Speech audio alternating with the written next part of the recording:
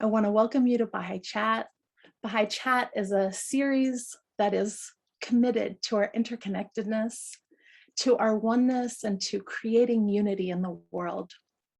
We have made a commitment here at Baha'i Chat to address America's most vital and challenging issue. It's written in the Baha'i faith that racism is the most vital and challenging issue confronting America today. And we take this time every other week to take a moment to talk to people who are making significant strides in the world to addressing racism and promoting the oneness of humanity. This is an uplifting moment in time for us to think about the world's social ills and to think about spiritual solutions.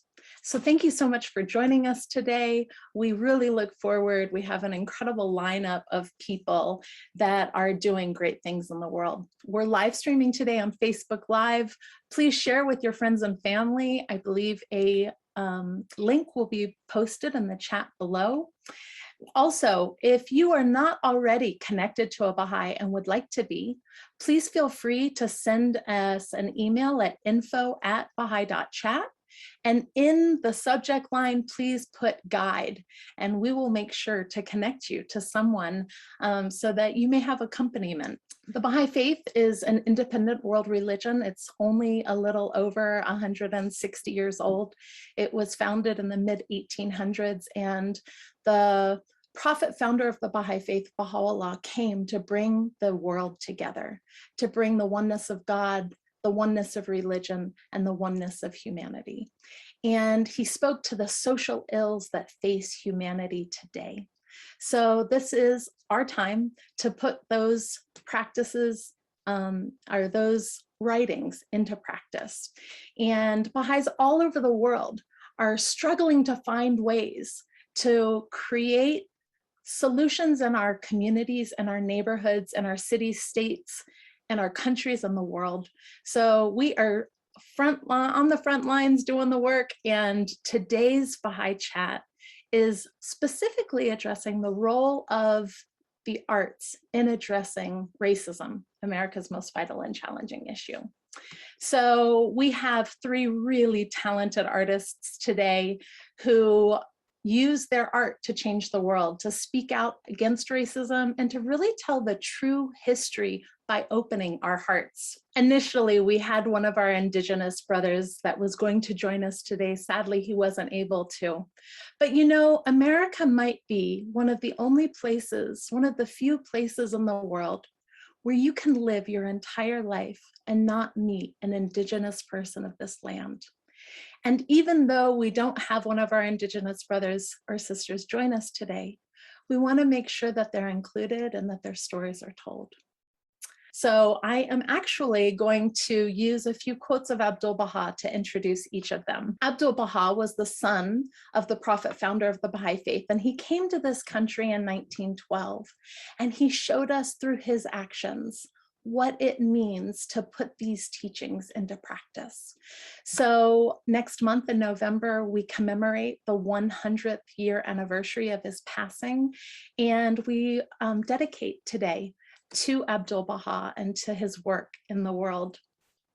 So Baha'u'llah, the prophet founder of the Baha'i faith, spoke about the arts, and he said, the true worth of artists and craftsmen should be appreciated, for they advance the affairs of mankind. So I am so honored to invite our first guest to join us today. I want to invite Miss Aria Badian. She's one of my dearest soul sisters, and I am continually inspired by who she is in the world, how she shows up, and her powerful art. Abdu'l-Baha said, I rejoice to hear that thou takest pains with thine art. For in this wonderful new age, art is worship. The more thou strivest to perfect it, the closer wilt thou come to God. What bestowal could be greater than this? That one's art should be even as the act of worshiping the Lord. That is to say, when thy fingers grasp the paintbrush. It is as if thou wert at prayer in the temple. Arya, welcome. I see this so much through your artwork. Thank you so much, Faye. Thank you for the introduction, and to Baha'i Chat for providing this forum for artists to talk about how they use their work to make change in the world, especially in the area of social justice. I'm going to start by sharing a few quotes that inspire me. Faith mentioned Abdu'l-Baha. He's a big inspiration of mine. This is a portrait that I painted of him. And, you know, I'm really moved by this particular quote. Let all be united in this divine power of love. Shed the light of a boundless love on every human being who you meet, whether of your country, your race, your political party, or of any other nation, color, or shade of political opinion. And this really, I think, is a call to action. Like, how are we going to address the ills we have today without love? And what is the source of that love? And that is the human spirit. Another inspiration of mine is James Baldwin. And he said, the role of the artist is the same as the role of the lover. If I love you, I have to make you conscious of the things you don't see. So sometimes love is about revealing the truth, or revealing what only really the arts can do sometimes when we have these polarized narratives, when everything that comes up is turned into a weapon to put people on different sides of a fence. How do we use that power of love to have a bridge, but also where we tell the truth and we lean into that truth? And so I felt really privileged to be able to work with Indigenous and Black populations to help tell some of that truth through my art. Some of it's uncomfortable truth, but you know, really where I think we need to start in this conversation is, as Faith mentioned, with our Indigenous brothers and sisters, whose legacy this land is, whose land we are illegally occupying. And we don't think of it that way. And, you know, we were raised and taught, anyone that went to an American public school system knows knows a version of history that is not the true history. And so I've tried to use the power of image to capture some of those stories and retell that history. The first piece that I'm going to show you is called Manifest Destiny. And this is really an acknowledgement of the greatness of this nation. You know, when we say these words or have this concept that America was great at some point in the past, and we just need to find that point and make it great again. You know, that if we really want to tell the truth and say, what would it take to make that true? We need to go all the way back to the First Nations of this land. This is a portrait of Faith's father, St. Kala Oyate, a 38th generation Lakota medicine man. He was the last in a line, unbroken chain of 38 generations of spiritual teachers for their people. And one of the, you know, a watchword of the Lakota is Mitakwe Oyasin, which is, we are all related. We are all brothers and sisters. And this knowledge of oneness, of our interconnectedness, is deeply known, deeply embedded in the Native American people, in the Native American culture. You know, they even talk about their four-leggeds and everything in creation as part of their family. The next piece I'd like to show you is called Liberty, Enlightening the World. And this is really my heartfelt homage to George Floyd and all of the murdered Black and brown people that whose lives have been sacrificed on this land, whose voices and life force have been taken through injustice and systemic slavery and racism. Here, this is an image of the quintessential Lady Liberty, who to me is a beautiful Black woman, American, who is leading this country forward. You know, in the Baha'i teachings, we have a prophecy that America will be instrumental in ushering in international peace and leading the world spiritually. And it is through our Indigenous and Black brothers and sisters that we will be able to achieve that great destiny. The Black person, the Black culture, the Black people were considered the pupil of the eye. Baha'u'llah, the prophet founder of the Baha'i faith, said that humanity is like one single body, one cohesive whole.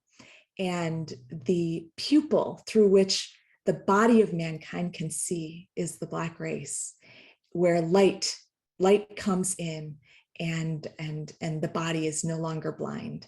And so we see through the eyes of Lady Liberty who we the people are and what it will take to achieve the lofty ideals that this country was founded on, that we have so far fallen short of achieving.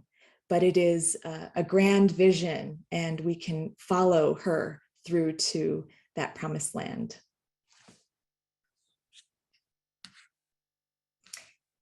This is called Juneteenth, and it's another in the same series of a Black Lady Liberty. This is to acknowledge the truth of the real story of the Statue of Liberty. And this was really unknown, and an unknown part of the history was that the original intention of this statue from France to America was to mark the end of slavery and the emancipation of the slaves. The Statue of Liberty stands for the freedom of the Black Americans in this country.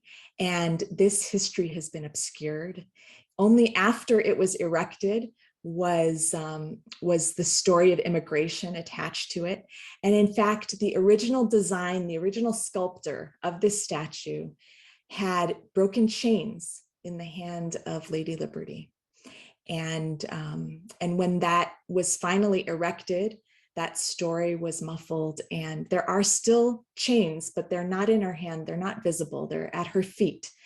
But that history, thanks to Dr. Joy DeGruy, has been retold, and in 2019 officially acknowledged at the Liberty Museum.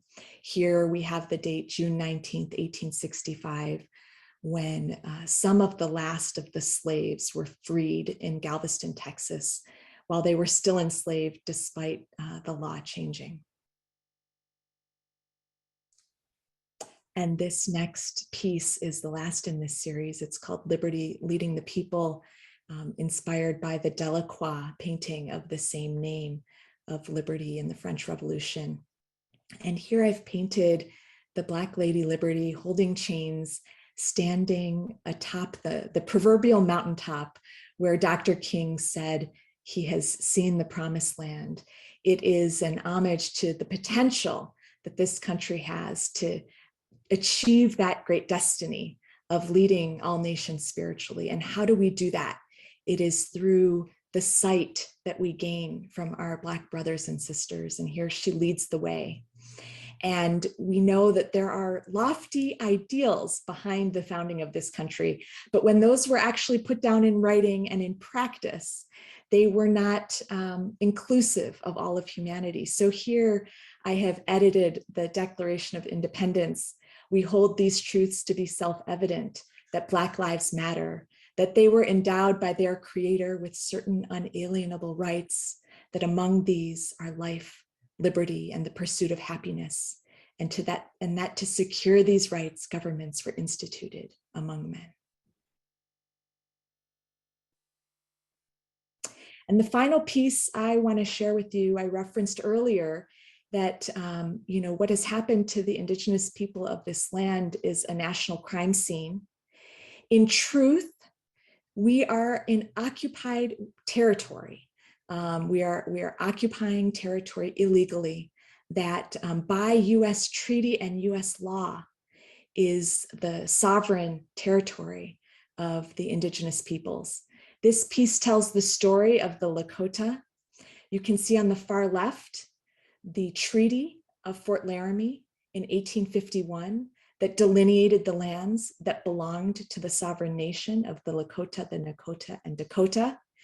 And how, as the years went by, because of the discovery of gold and the desire to move west and white settlers encroaching on the land, that territory shrunk and shrunk until you have in 2020 this hindsight that that original intention was all that's left of that original intention is the terror of what has happened to our Indigenous peoples. Thank you so much for the opportunity to share this work. Thank you so much, Aria, for putting your time and energy and gifts into creating such moving artwork. Really appreciate it. We're going to go through and we're going to hear from Masood and Yusha, and then we're going to all come back together and have a conversation. So thank you so much, and I look forward to seeing you on the other end. Next, I would like to introduce Masood Olafani. Masood is a mixed media artist, writer. His studio practice is rooted in the discipline of sculptor, and he is also an actor. And for me, theater, television, and film help us understand things that we may never actually personally experience. However, it often opens our hearts to a reality that may not be our own. It helps us to feel. And Abdu'l-Baha said, the drama is of the utmost importance. It has been a great educational power in the past. It will be so again. He described how, as a young boy, he witnessed the mystery play of Ali's betrayal and passion, and how it affected him so deeply that he wept and could not sleep for many nights. Masood Olafani, welcome. Thank you, Faith. So happy to be here. Just want to begin by lifting up Aria and the beautiful work that she does, and how just incredibly masterfully that she is framing these important issues and talking about these this history that needs to be unpacked and talked about again and again and again, and doing it in such a beautiful way through her artistic practice. So very happy to be here with you guys in this space, and with you, Faith, and all these gifted people who are coming together just to share their talents in this really unique and productive and life-affirming way, right? I'm going to share two works of art which are in the form of video, and one will be accompanied by a monologue. And the first is a video that was created in response to a work of art that I did. I was commissioned to do a work of art honoring the David T. Howard School here in Atlanta, Georgia, which is one of only 2 high schools during the time of segregation that would admit and educate Black students. David T. Howard was a formerly enslaved African who, after Emancipation Proclamation, the end of the Civil War, started a business as an undertaker. Undertaking, of course, was one of the main business avenues for Black entrepreneurs during the early days of Reconstruction on the back end of the Civil War, where they could potentially earn a living and acquire some modest resources. David was able to do that, and he accumulated some money and then bought 7 acres of land, upon which he erected the David T. Howard School, which, along with Booker T. Washington High School, would be those 2 schools that would educate Black students. Illustrious alumni of the David T. Howard School, which when it was founded was an elementary school, and then went on to be a high school. But some of those people include Dr. Martin Luther King Jr., Walt Frazier, the great basketball player from the New York Knicks, and also the first Black mayor of Atlanta, Georgia, Maynard Jackson. So these are some of the figures that came through that school, along with many others, but those are some of the most notable people.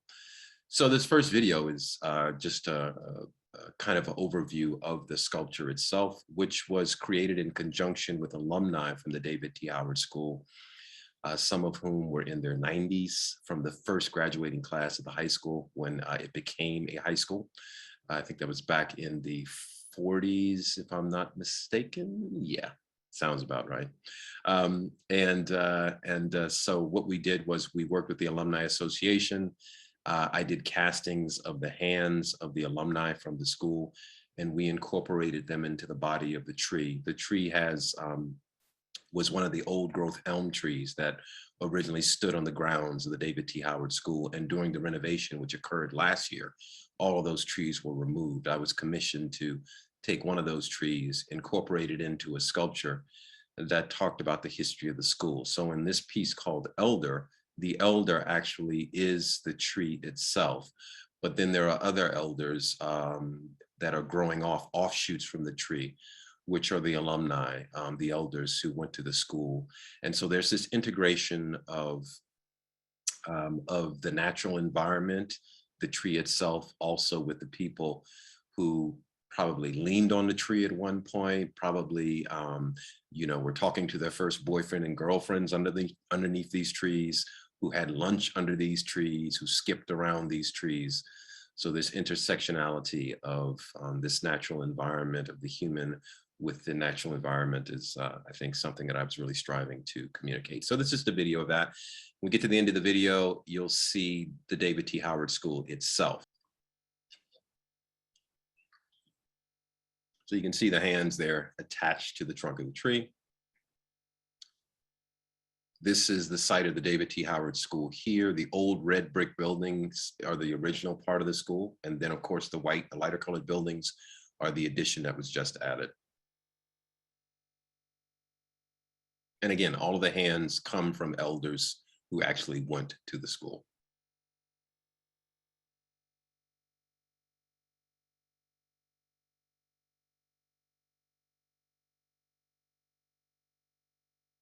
And that location is directly across the street from the school.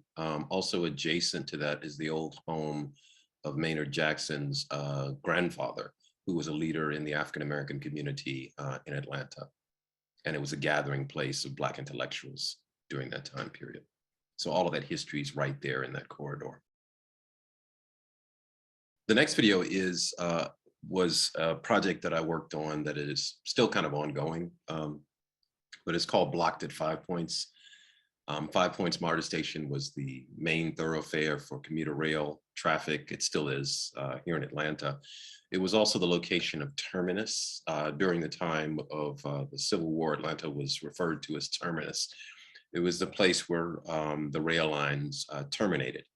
And it was a major point of commerce and traffic, rail traffic through the South.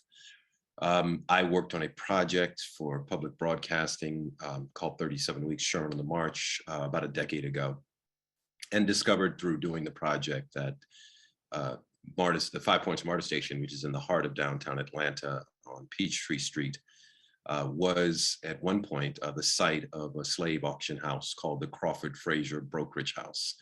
There's one lone photograph that exists of this auction house, which was in the possession of the Atlanta History Center, which just so happened to be an organization that public broadcasting was collaborating with on the project 37 Weeks Sherman on the March. I was able to acquire that photograph and reproduce it in this film project that combines the present iteration of the site as a rail station, but then also shows the ghostly imprint or registration of the history before, where the image of the slave auction house floats in and out of the picture frame, showing you the history.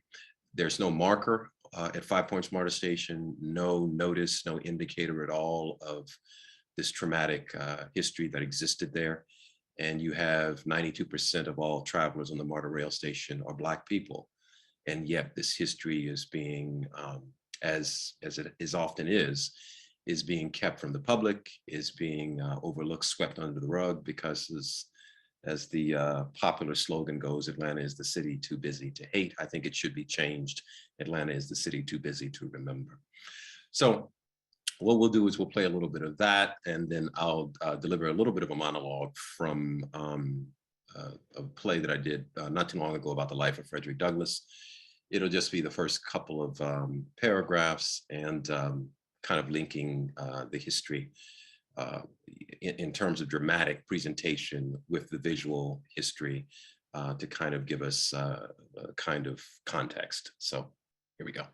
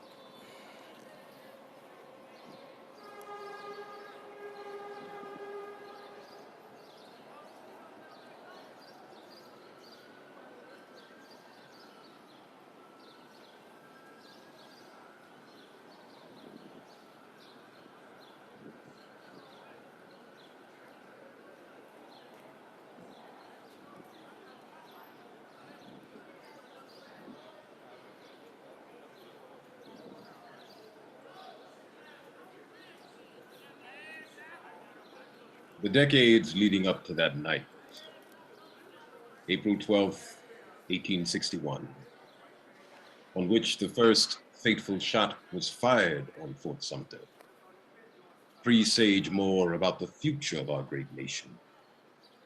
Indeed, more about the complicated relationship between the races than that night, or the 4 Years' War for which it served as a catalyst could ever tell. You see, ever since the founding of our nation, our forefathers, foremothers, and their descendants have struggled inwardly and otherwise with the implications of what it means for one man to enslave and to own another. Why, nearly 130 years after the first enslaved Africans were first brought to the Jamestown, Virginia colony, French man of letters and political philosopher Montesquieu observed, "It is impossible for us to suppose these creatures to be men, because allowing them to be men, the suspicion would follow that we ourselves are not Christian." What was it then that propelled the nascent nation forward? What fixed its social, political, and economic structures so securely to a foundation of bondage and violence? My dear brethren, I imagine that you yourselves know the answers to these questions. The answers are buried within millions of Native American souls whose many cultures have all but been lost to history, wiped out, gone. They lie deep within the blood-soaked soil of the original 13 colonies and the states and territories that grew from them. Indeed, the answers are here with us now as we endeavor to bring down the tyranny of slavery and the evil that it has visited upon both Black and white. And to be sure, I embody both the answer and the question. Frederick Douglass.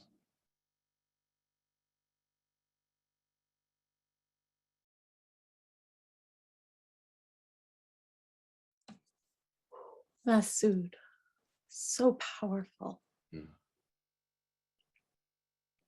Thank you. I'm speechless.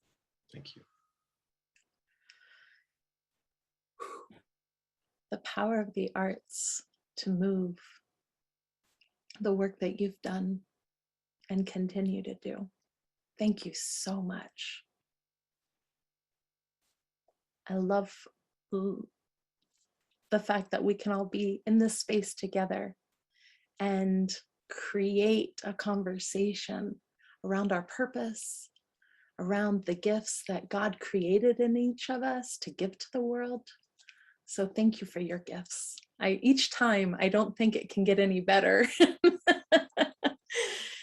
With that, I want to welcome Yusha Assad to our conversation today. Yusha is a dear brother, friend of mine. He is a wordsmith, a spoken word poet, a rapper, a hip hop artist. You know, I met Yusha during a Dr. Martin Luther King Day event back in, I think it was 2018. And I was hosting at the time conversations on race at my cafe.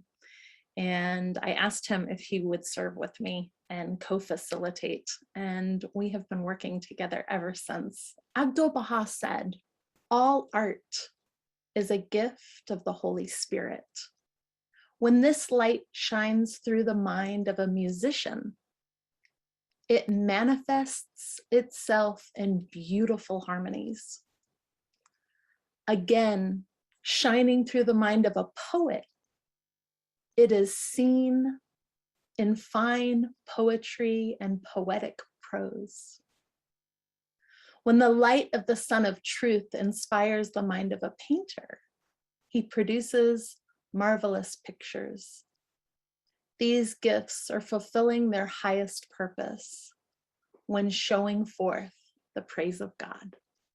There is a beautiful clip of Yusha that we are going to play, and then he is going to bless us with a few words and a spoken word piece that he's going to do live.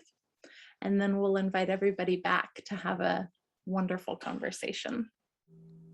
Greatness isn't an accident, it's a habit. When you know who you are, what you do, and why you do it, you look yourself in the eye and you affirm to yourself that you're great, that you're amazing. When you do it for you, you consciously give others permission to do it for themselves. That we're all great, we're all amazing. With great care, it's about that idea that if we do all things with great care, purpose, and intention, that if we do things with love and from the heart, that's beneficial for others, not just for ourselves, that when we finally get a chance to do what we do, what we love to do, and ultimately with the people that we love to do it with, that it'll be flawless, that it'll be amazing, that it'll be everything we ever dreamed it to be.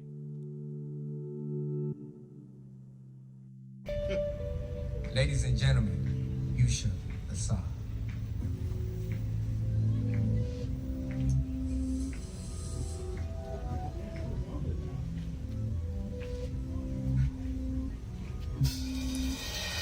Weight of the world on your shoulder, body feeling different, getting older.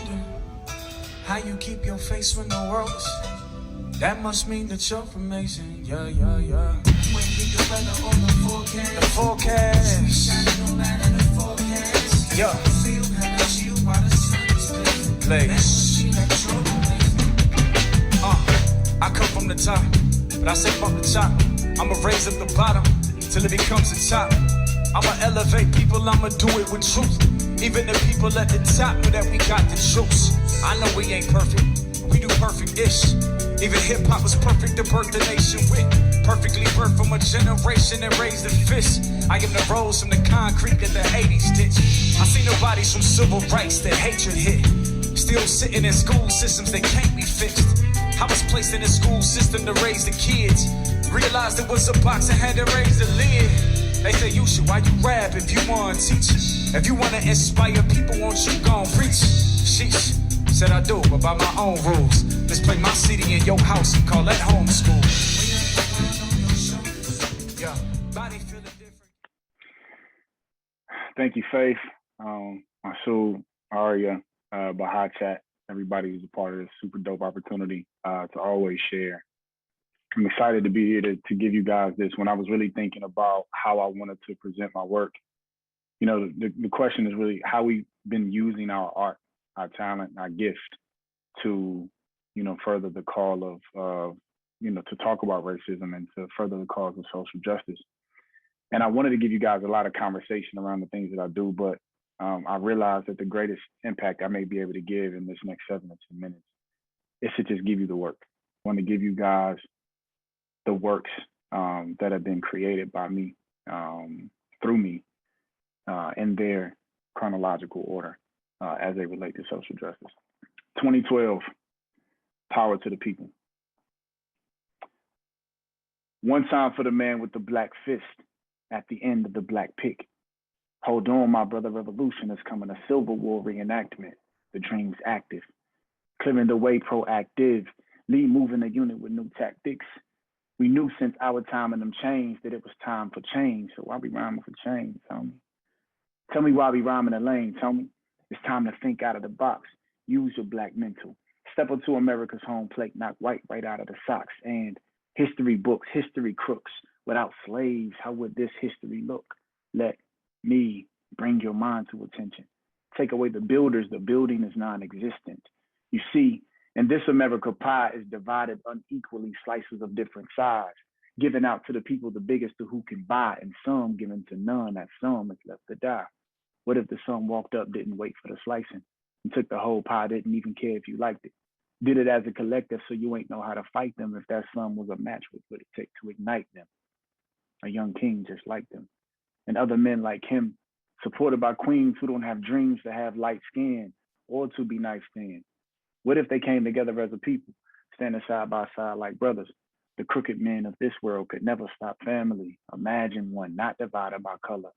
And 2 times for the man with the white fist, who's quite pissed, who knew that racism existed in America, but now that the color is green, ask the poor white man how he likes this. Big cities with nice tents. I'd like to thank y'all for stopping by. But these problems have existed in the hood. Now that they're in your homes, you decide to occupy. We occupy, not just for the moment. I'll apply for the future to occupy for the homeless. I'll apply for a future where I could probably be homeless. This world is not a dream, and I've already known this. We must begin to own this recycled term, ownership.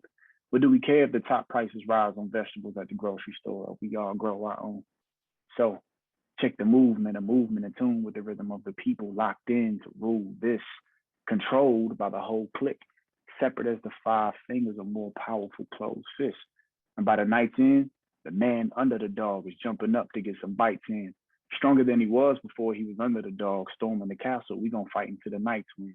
So raise your hands to the sky. Power to the people, all colors aside. Power to the living, respect to those that died, especially those that died so we could now be alive.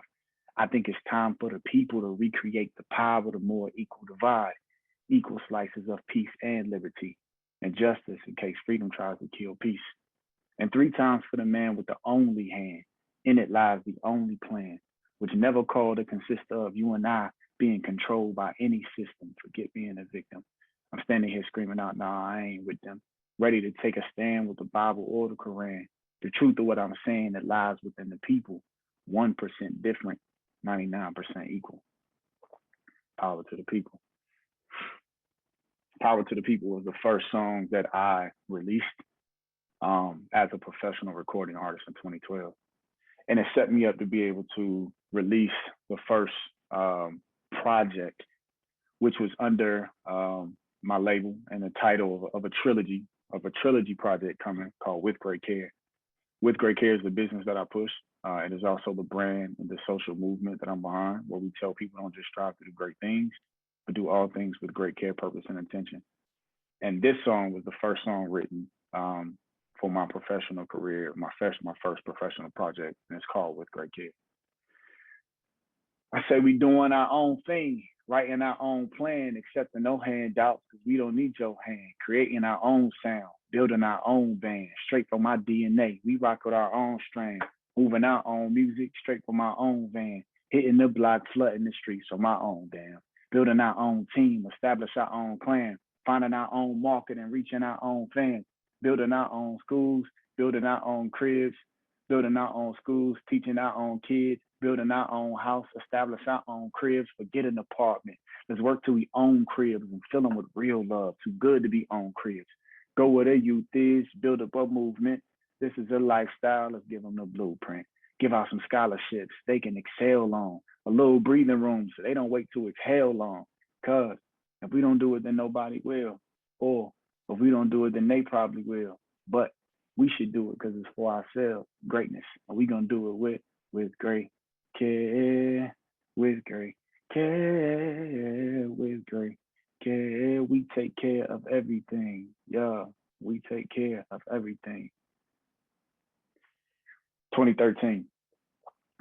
2014, we evolved into doing music. I had seen a documentary, the documentary of Bob Marley on Netflix. They had released it. And Bob Marley had become a really big influence of mine, and just studying his work. And I wanted to produce work that challenged the consciousness of all people as it relates to how we just move in the world. So 2014, there's a song that I put on my second project, which is called With Great Care, The Struggle. The first one was With Great Care, The Heart. This one is With Great Care, The Struggle. It's called Do Better. And I'm gonna give you a verse on Do Better. If you knew better, would you do better? Even at the cost of all your riches. If making smarter decisions would cost you your popularity, would give you peace, would you give it up for the clarity? If your child's chances at life was based on a family, a strong family, would you work hard enough to see it succeed? Would you stay? If you know you need a guide, hit your knees, would you pray and let them know that you need help right away? If you knew the gun loaded was holding the bullet that would kill the man who could be the father of your nephew or your niece, would you cease to shoot fire and stop killing the seed? What if Martin King's mother was shot out of a dream?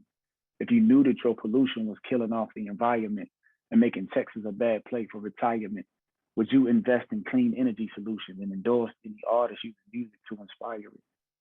I would like to believe we would if we could.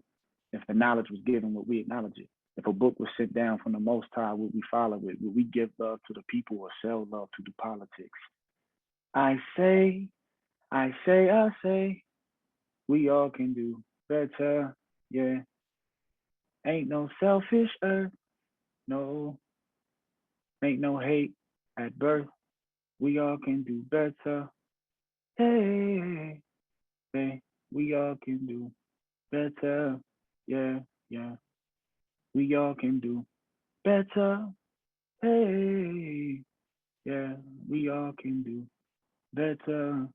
Hey, y'all can do better.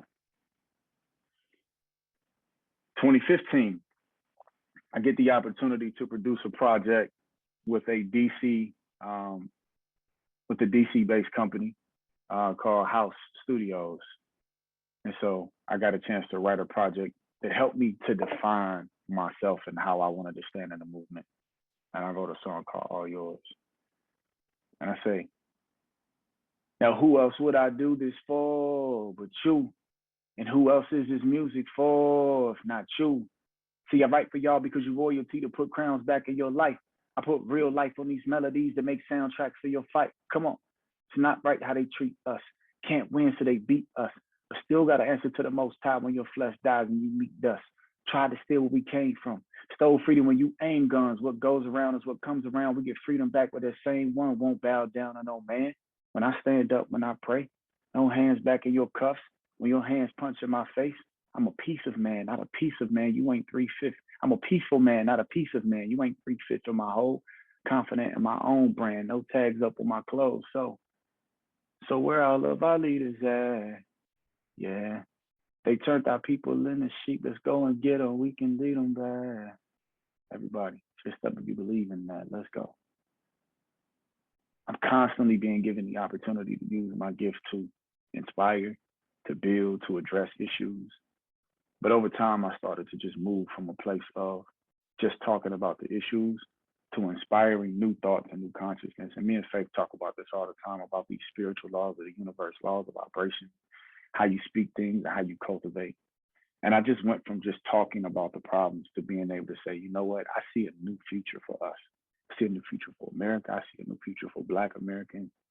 And because of Faith's presence in my life, she calls me to have a new belief in how Black and white folks in America can work together, right? And so because of that, I made a song called 10 that's on my last project, and I'm only gonna give you the chorus, but 10 says, 10, we're making the people conscious again. Wall Street revived, the black dollar we spend.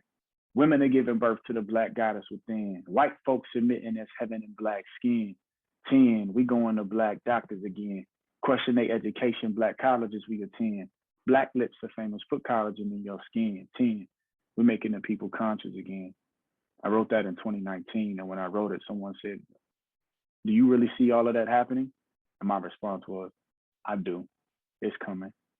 But part of that, right, white folks admitting there's heaven in black skin was because I met faith and I ran into the Baha'i community, and I recognized that there were people who believed in our humanity, as Masood talked about, that right, that if you had to admit that we were men, you would have to question your own Christianity. Well, here's a group of people who said, no, we see the God in you.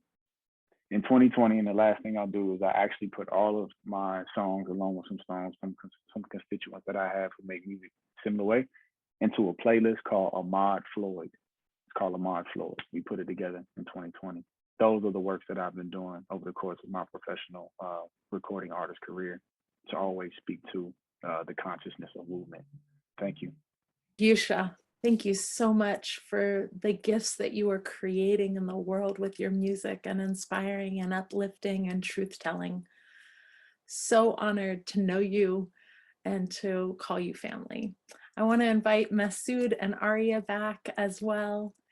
And I want to talk about the role of art in addressing racism and movement in the world. And if each of you could take a moment to share with us your own thoughts about what you feel the role of artwork is in addressing social issues and specifically racism in America. Well, I can speak to art for white people. And I think, you know, I mean, I think it's a way of going right to the heart. And, you know, as you mentioned, you're moved. What is that that's being moved? It's your heart, it's your spirit. And art is the way in. And so, you know, this is everybody's struggle. This is the most important work that we can be doing. Doesn't matter where you are in the drama, everyone has a role to play. And so the key to finding your way in is through your heart. And so I think that's, for me, that's the purpose of the arts and what gives you courage to play the role that only you can play. You know, personally, I feel like, you know, hearing Yusuf and the expansive way that he uses language, which to me is very indicative of this kind of historical tradition in the Black community where language becomes, develops in a kind of elasticity where it can contain multiple meanings. And of course, that's a long tradition in hip hop and also, you know, performance poetry going all the way back to the last poets and beyond that. Gil Scott-Heron and all these cats. And it makes me think about this idea of the African griot, who is the keeper of memory, the keeper of the narrative of the people. And in the context of the African-American community, the African diaspora community, I see the arts as playing the role, whether you're talking about the visual arts, the performance arts, writing, as keeping the memory of the people, of the journey, and then also helping to point a way forward. And in that sense, the arts for me kind of symbolically is at the heart of this concept of Sankofa, right? Looking to the past so that we can know our way forward. So, you know, the narratives, the stories contained within the expressiveness of the art forms, rhythm and blues, gospel, field holler songs, the blues, gut bucket blues, Mississippi blues, hip hop, reggae, all of it. And using the narrative and the story of the people to provide context for the journey. And then also the art form having this kind of expansiveness that allows us to not only recognize from whence we have come, but also to see the possibility of a way forward. So for me, that's what I feel when I think about it. Yeah, I definitely agree with both of them. And I'm gonna lean into the concept of the African griot because I'm actually doing some work down in Birmingham, Alabama right now around the Civil Rights Institute down there. And I'm working with some youth and we call them griots because we're helping these young 18 to 24-year-olds understand what it looks like to tell the story of Birmingham from the youth perspective. And one of the young sisters that we're working with, she's actually, her parents are from Senegal. And she was talking to me last night as I was coaching her through her speech that she has to give next week. And she was talking about how, you know, at a wedding in Senegal is where she first learned of a griot, because of these people who came through with these drums and was telling these stories. And she was a young girl. And she asked her mother, she's like, you know, who are these people? And she said, they protect the traditions and the stories of our culture. And she said, you know, she said at that time she wanted to be a griot. But the other thing I'll lean into with music, especially as it relates to activism, is that I think that, right, the mind, the spirit, the energy of a person is a condition. And I think all of us, right, are mentally conditioned by what we repetitively see, hear, and experience that causes us to have a profound belief, right? So it's not just what we see, hear, and experience, but it's the things that we see, hear, and experience repetitively that changes our beliefs. And so when I think about art, whether it be visual art or it be going to an experience or being able to feel the energy around that tree, or listening to music or watching videos, whatever you listen to repetitively is cultivating a belief in you. And so when I think about music and I think about the work that I do, or if I think about visual artists, it's always about what belief are we cultivating in this song, what belief are we cultivating in this video, and how can a person who watches this or listens to this can be empowered. Now, at one point it used to be for me, how can they be empowered to stand up for their struggle? But now my thought process is, how can they be empowered to walk divinely in their godliness, so that they ain't really worried about too much of nothing except their ability to bring forth the world that they see in their spirit. Yeah, I think all of us have experienced times where we wake up maybe with a song that might be playing in the house or something, and the rest of the day it's on repeat in our mind. Like, we are actually being programmed through the music that we listen to, through the artwork, through all of these things. So we really have to be so careful about what we allow into our consciousness. In Yusha's last piece that he shared, Seeing Heaven in the Faces of Black Men, that is an ode to our dear friend Todd Ewing. He wrote a book called Seeing Heaven in the Faces of Black Men. So if any of you would like to check out that book, I think we'll try to put a link in the chat box for you all. But, you know, the Baha'i community and what the Baha'i writings say about Black people, about the pupil of the eye, is revolutionary, especially written at a time in the mid-1800s where slavery was ending, where people with Black skin were considered 3/5 of a human. Like, there is incredible value and worth coming from the prophet founder of this worldwide religion that says that Black people are the pupil of the eye. And I was wondering if each one of you might be able to share what that means to you. I mean, for me, right, I'm not gonna, I don't have as much detail, so I'm gonna say this first and foremost, that it's kind of in Arya's pieces, and she talked about it in like the rewriting of that preamble, but it's the idea of like that Black Lives Matter.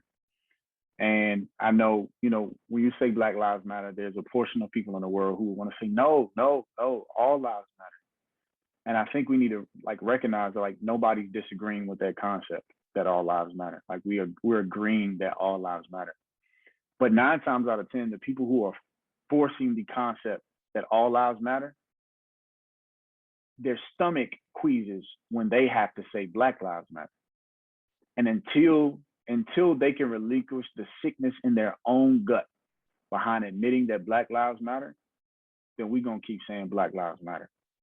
Because, right, this idea of the people of the eye and the light shining in is that when you think about color, you have to, like, if we think about color, Black is not the absence of color, it is the presence of all colors.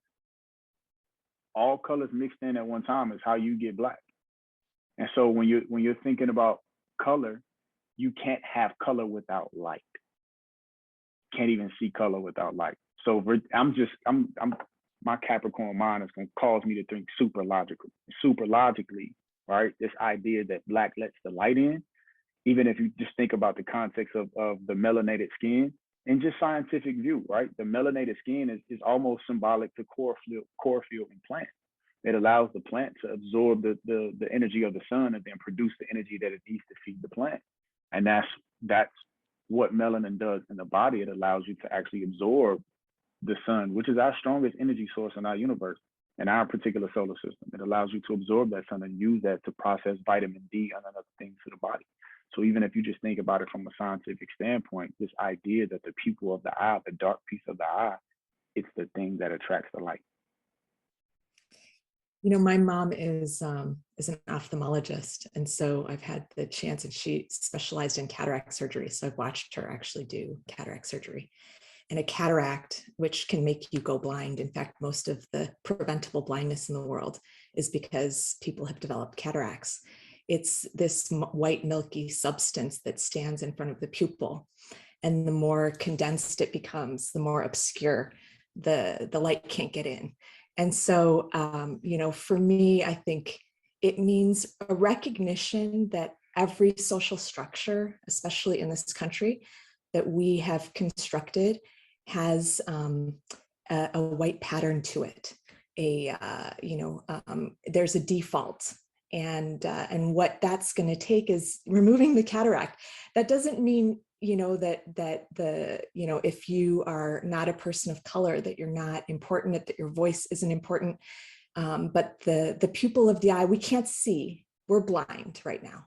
We're blind as a humanity, and we all get to see if we remove that cataract and we let the light in. And so, you know, I've tried through my work to show that it's the Joy DeGrues of the world, the Masoods and Yushas, that when we can hear their words and we can see through their eyes, that we will be able to come together as one. I think sometimes white people fear that Black and Indigenous people would oppress them. If you just look at history and what it means to be on occupied territory, and how the Indigenous people in this country have endured that injustice, there's no fear. You know, there's nothing to be afraid of. This is the medicine that this nation needs. We need surgery. Wow. Yeah, I don't know how much more I need to add. I think Yusha and Arya covered it quite beautifully. I mean, I think the only thing I would say is you know, this spiritual endowment, which is comes from Baha'u'llah, is reiterated by Abdul Baha, the son of Baha'u'llah, and then also by the guardian, the grandson of Abdul Baha, refers to a kind of spiritual condition or a spiritual endowment. An ability to see both the contingent or the physical and the spiritual reality. And it's not something that is kind of as the result of some special strand of DNA or something that is intrinsically bound up within the physiology of people of African descent. It is a result, according to the Baha'i teachings, of the journey of the struggle.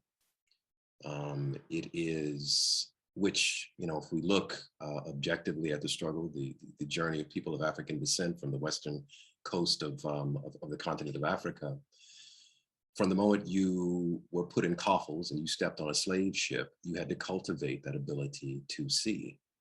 It was necessitated by existential threat. You had to devise ways to communicate and talk to one another that allowed you to make it from moment to moment, from hour to hour, from day to day.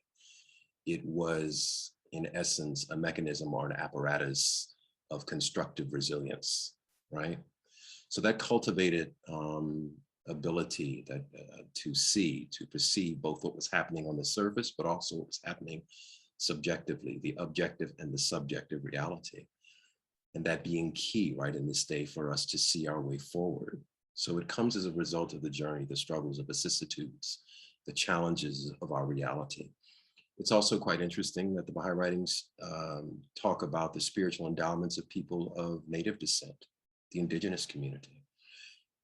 These kinds of affirmations to me are quite interesting because on the one hand, they're remarkable, right? This is the first time in the history of any religion that a manifestation of God prophet of a faith, has so directly referred to people of African descent.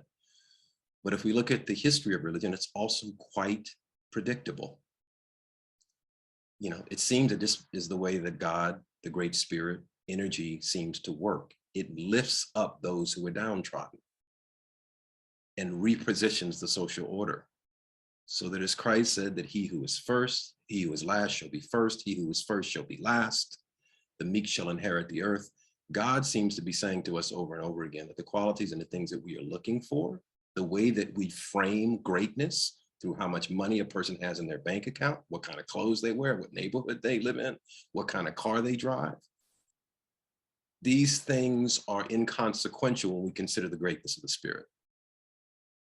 And it seems that God is reminding us by showing us, by saying that those cups that are chipped, that have been broken, you know, that have been through the fire, those cups are the repository, right, of the spiritual power, the spiritual energy that we need in this day. So that there's something quite predictable about that, because I think that narrative gets repeated over and over again, but also quite remarkable because the writings are so explicit about that. So that's the only thing I would add to what Yusa and Aria said so beautifully. So. Thank you. I want to piggyback just for a quick moment on something that Yusha talked about in the Black Lives Matter movement. You know, it's very interesting because, as Yusha so eloquently stated, of course, all lives matter, but all lives are not at the systematic oppression of abuse in this world. And so once Black lives are no longer in a systematic way oppressed in all the ways that they are, through education, through housing, through driving while Black, until we have created a just and even playing field, we have to continue to say that Black lives matter, because humanity as a whole shows that they're not valued. And that's a sad state of affairs that we live in today. But we can do better, and we are attempting to do better. I have a question for Masood regarding your elder piece. Is it intentional that the tree itself looks like a hand reaching toward the school when you show it from above? Also, the side of the sculpture is shaped like a baseball field. Is it? I don't know. That was kind of above my pay grade. Nature kind of handled that one. So, you know, you work with what you got, you know. So I didn't change the tree, other than the tree was dislodged from its original place of origin. And we laid it on the side. That was the positionality as soon as I saw it. And then you just build the limbs kind of off of it in the hand. So, you know, if it looks like that, that's beautiful. Everybody can see. You see, somebody sees a baseball field, maybe somebody sees a football field. I don't know, but it's, you know, it's fine. It's all good. Awesome, awesome. I saw that baseball field too. Baseball field too. That's the beautiful thing about art, is we all see through our own lens, right? There's another question here from that says, what activities are attached to your art that currently helps to promote and educate the public about the stories about them? I'm not sure if that is for everyone, but I think it's a good thing for everyone to share, because each of you are out in the world with your artwork. Aria, would you like to take that first? Sure. I'm particularly drawn to places where these conversations really need to be had. And a lot of those are in locations where there's been, historic trauma, which is everywhere in this country.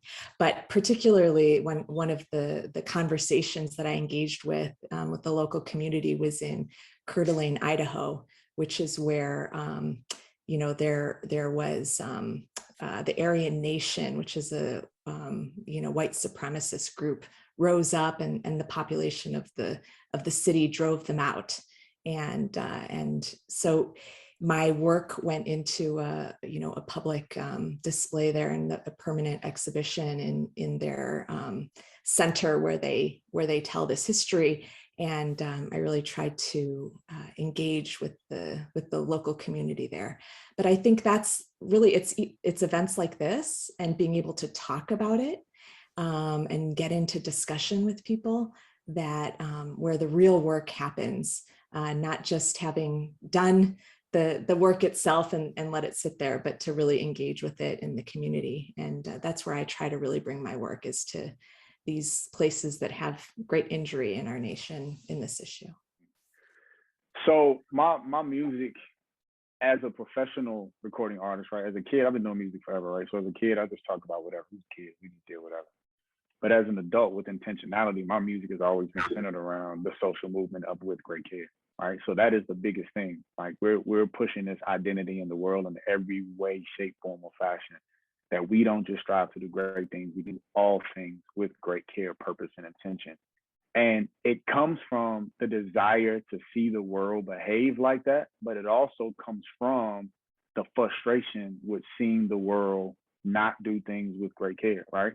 And we're talking about systems, functional things that look like they're winning, and they might be winning for somebody, right? If you look at the penal system, they making money, but they're not. In America, the penal system is not operating with great care. All right, if you look at a lot of the educational systems, a lot of educational platforms around the country, they're making money, but it's not with great care. It's not with the hearts and hands of people. It's really off the back and the disparity of people that they are able to succeed. And that's, whether it be the music or it be my clothing line, With Great Care. Like, what does it look like to have With Great Care across your chest? Like, this is a real clothing line for us. To me, I always tell people it's like a package, right? If you pick up a package or you see a package and it says handle with care, what you gonna do? Like, naturally, you're gonna handle it with care. So imagine walking down the street with great care on your chest. It's a statement. It says, I'm going to handle you with care, but you also better handle me with care, right? And it's not a love. It's about love, but love ain't a weak concept. All right. And I tell people that all the time, love is not a weak concept, right? It comes from a place of like, I love you and I love me. And because I love me, I love you. And because I love you, I can say I love me. I can't truly say I love me if I don't love you. But that's a very powerful concept, because what does it look like to still have love for people who ain't figured out how to love themselves?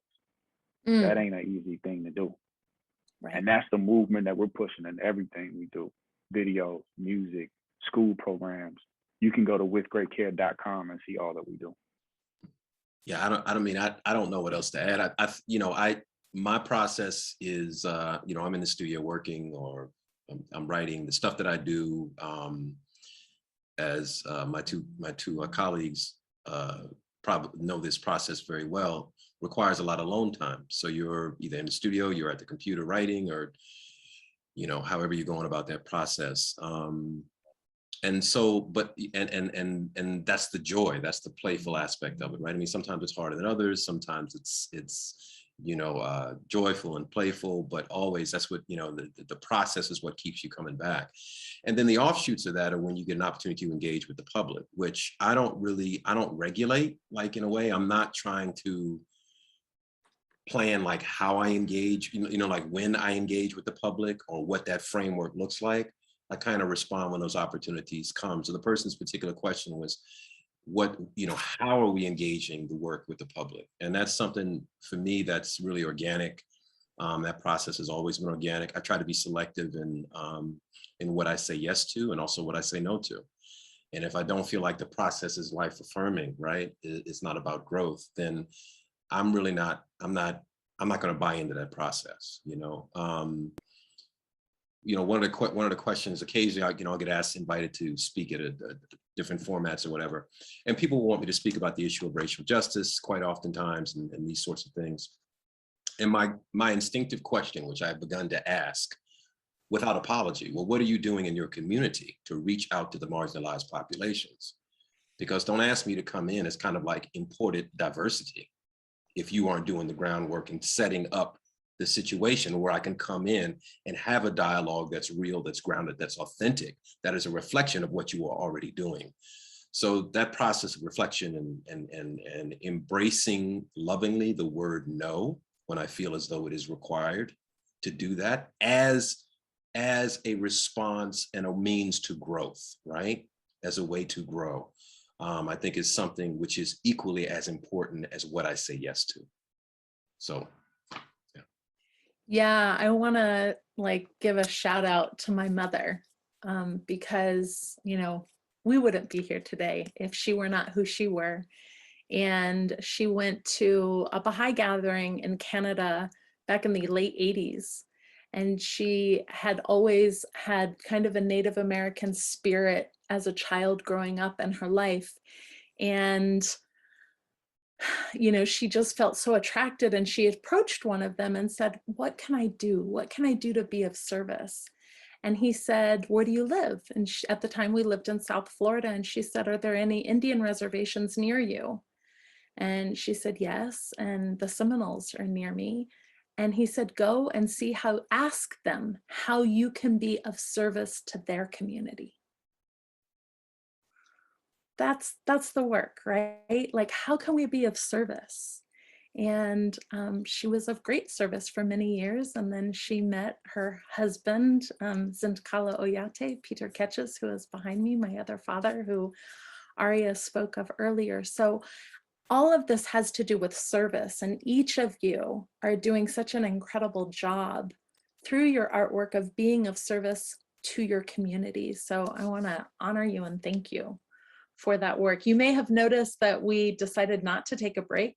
Josefina and I consulted via text and thought, let's just go through, because the conversation is too wonderful to be had, and the richness of who each of you are. I have two personal questions that I'd still like to ask. I know we're, you know, getting close on time. And I also have another question here. Masood, specifically, this is for you. In the light of bringing the ability of the pupil of the eye as a result of the journey through slavery, would that imply that Africans, currently Africans who were never enslaved, would not have this quality in as well? No, it does not imply that. Baha'u'llah, when he talks about the people of the eye, it's about people of the African diaspora.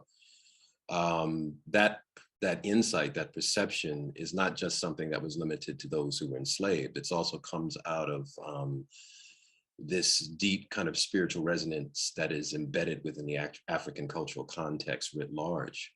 Whether you happen to be Fulani, whether you happen to be Mandinka, whether you happen to be Ashanti, what have you. But those cultural groups across that vast continent have always expressed themselves with a spiritual intentionality. As all indigenous First Nations people have, right? Those who are close to the earth, close to the soul. There's a powerful piece by the Nigerian playwright Asabi Robi, who died a few years ago. And he talks about, he wrote a powerful paper called Philosophy of the Sea, which I passed on to some people. But he talks about, you know, the African as being a mobile library, right? He questions, you know, those, and he's talking specifically about those who were enslaved. He was asking the question, did the European really understand who they were enslaving? They were enslaving mobile libraries. And he talks about how indigenous communities have this consciousness about knowledge as being holistic and not just limited to the written text, but also including knowledge literacies that are passed down through the body, through spiritual literacies, through sonographic literacies, through food, through oral tradition.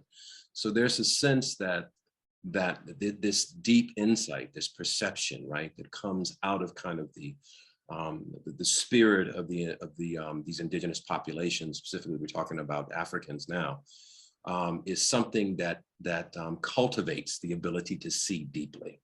So certainly, just because you've come, those who have not, who had the blessing of not having to go through the transatlantic slave trade, also have the ability to tap that endowment as well. Again, it has to be developed and cultivated.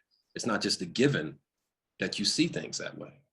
It has to be cultivated. And that's an awareness of the power of the soul, of the inner perception. So, that's, yeah. And I know Yusha right now is on tour. So the tour is called the Kickback Tour. So in every location, it's someone who's decided that they would love to host a gathering, a game night at their house, kind of like the one that I went to in DC with you all, with the Baha'i community, with Eric. which was really good, where I get to kind of pull up and just have a good time with the people in that setting and do some performance for them. So that's what the Kickback Tour is. It's a really grassroots and organic way of just meeting people. So there's still opportunity for people to want to be a host. So if there's anyone who is tuning in today or the recorded version would like to bring you to their community, they can either email you through your website or go to Instagram. Yeah, you can go to Instagram, but the email itself is for that would be yushaasarbooking@gmail.com. And that's where that's where my personal assistant, that's the email that she's using to just make sure that we can get everywhere we need to be, contact folks. Excellent. And Masood, if someone was in the Atlanta area or anywhere else, I know you have a fellowship right now. Can people come and see your artwork live anywhere? I mean, I got a show that I'm working on for the spring right now, so I'm in the studio just grinding right now. But they can always go to the website. I'm not people, if they want to drop me a note through the website, they can. If they happen to be in Atlanta and they want to fall through the studio, I've got a hot plate and a pot for tea. They can come on through. We can make us some tea. We can sit down, burn some incense, and vibe. So that's cool with me. Yeah. Thank you. And Aria, as far as your artwork is concerned, I know people can purchase prints of these pieces if they're inspired. Yes, all of the I've put a whole series in the public domain, which you can actually just print yourself in high quality printing, sent it to the printer or to Costco, especially the ones that tell the stories of Black and Indigenous leaders in this country whose stories are not known, and those can be downloaded on my website. I do also have prints of my work, and all my work is up there. So that's the best way. And if anybody wants to get in touch with me, there's a contact page as well. For that. Excellent. And I'd like to close out with this last question. And there is a prayer that Abdu'l-Baha revealed for America. And I would like for us to reflect on some of the words, and just for each of us to share from our own heart whatever reflections we'd like to give based on this prayer. O thou kind Lord, this gathering is turning to thee. These hearts are radiant with thy love. These minds and spirits are exhilarated by the message of thy glad tidings. O God, let this American democracy become glorious in spiritual degrees, even as it has aspired to material degrees, and render this just government victorious. Confirm this revered nation to upraise the standard of the oneness of humanity, to promulgate the most great peace, to become thereby most glorious and praiseworthy among all the nations of the world.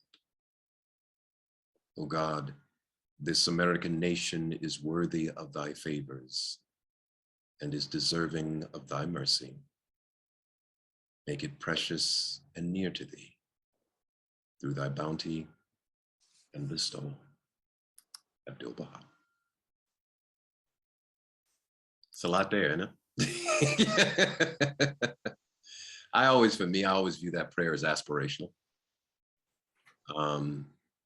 Certainly it's, there's a lot about the way that our government conducts its business and has conducted its business, which is not just.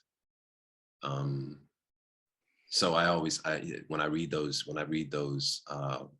those words, it's a way of Abdu'l-Baha talking us into our potentiality, a fuller measure of ourselves, which is very loving, but it's a lovingness that is not, as Yusha was talking about earlier, it's not sentimental, it's demanding. It's requiring us to grow up, and to start adulting in this space, spiritually adulting. Yeah. So for me, that prayer is always a call. It feels to me like it's a call to action. It's not a state of our current being, but it's a state of what we have the potential to become.